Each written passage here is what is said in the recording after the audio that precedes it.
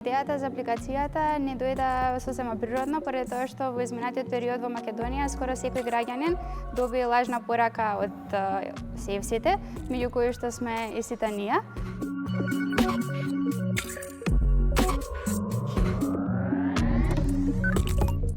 Тимот на CFC е составен од 5 студенти, односно јас, Тамара, Огнен и Христина, кои што сме студенти на Финки, и Драган, кој што ни доаѓа од Бренстерн Екс колеџот.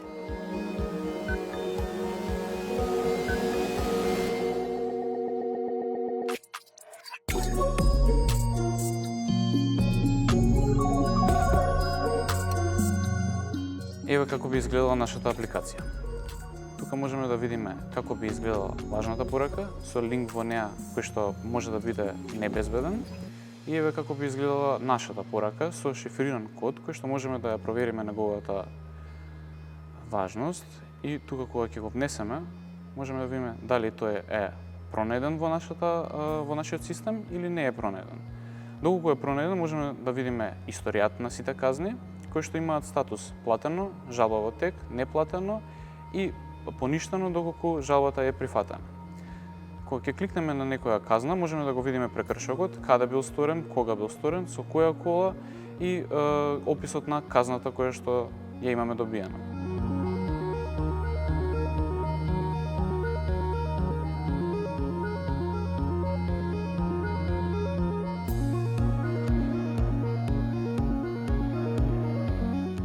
Доколку станува збор за лажна казна, можеме да провериме и да добиваме порака не е пронеден прекршок со овој код. Проверете го кодот од вашите SMS пораки.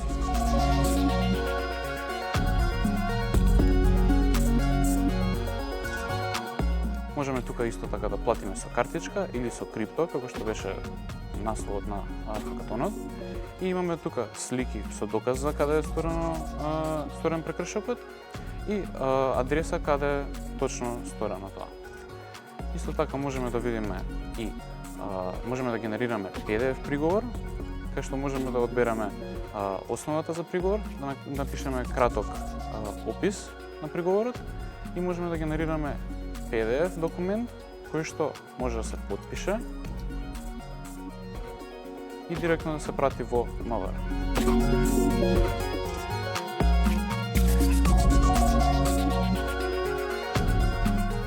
Во текот на целите 48 часа ние работевме на тимска работа, како да го сватиме проблемот од страната на корисниците, да се ставиме во којжата на сите граѓани во Македонија и размислувавме на моментот како сите граѓани треба да веруваат во нашата апликација, односно како да им ја докажеме вербата во системот.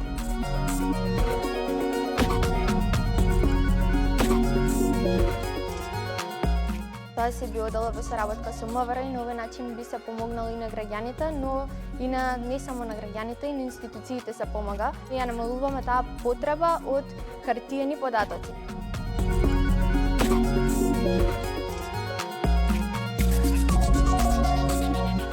Со истиот проблем се соочуваат голем дел од државите, така што не би било конкретно само за нашата држава, може да најде примена и во многу други држави.